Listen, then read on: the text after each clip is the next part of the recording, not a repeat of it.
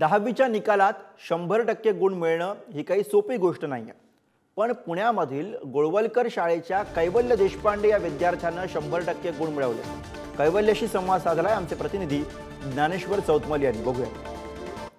आज इयत्ता 10वीचा निकाल लागला आणि या निकालामध्ये 100% गुण मिळवलेला कैवल्य देशपांडे आपल्या सोबत आहे. सुरुवातीला तुझा पुढारी न्यूजच्या वतीने अभिनंदन. सगळ्यांना हेच ऐकायचं की हे कसं शक्य आहे? खरं सांगायचं तर अभ्यासात प्रामाणिकपणा जो काही केला असा खूप वेळ म्हणजे साधारण जी कल्पना असते की 7-8 तास अभ्यास करायचा तर तसा नाही केलेला. जेवढा वेळ केलाय तेवढा मन लावून केलेला आहे.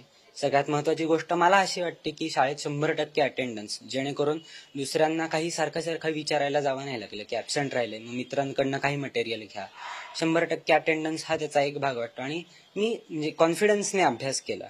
हे त्रिसूत्री असं आपल्याला म्हणता येईल. म्हणजे स्वप्न पूर्ण झाल्यासारखं वाटलं, कारण 10वीच्या सुरुवातीलाच असं डोक्यात कुठेतरी चालू होतं की 100% मिळाले तर चांगलं होईल आणि आज शेवटी मिळाले 100%. ठरवलंच होतं की 100% मिळवेल? ठरवलं होतं असं नाही, मिळाले तर चांगलं, चांगले मिळणार एवढं नक्की माहिती होतं, पण 100% सोने पे सुहाग. काय आता पुढचा निर्णय, पुढचं पाऊल काय? पुढे कॉमर्स घेऊन चार्टर्ड अकाउंटंट व्हायचं असं माझं ठरलेलं आहे सध्या. पुढच्या प्रवासासाठी शुभेच्छा. निखिल करंदीकर समित, ज्ञानेश्वर चौतमल, पुढारी न्यूज, पुणे.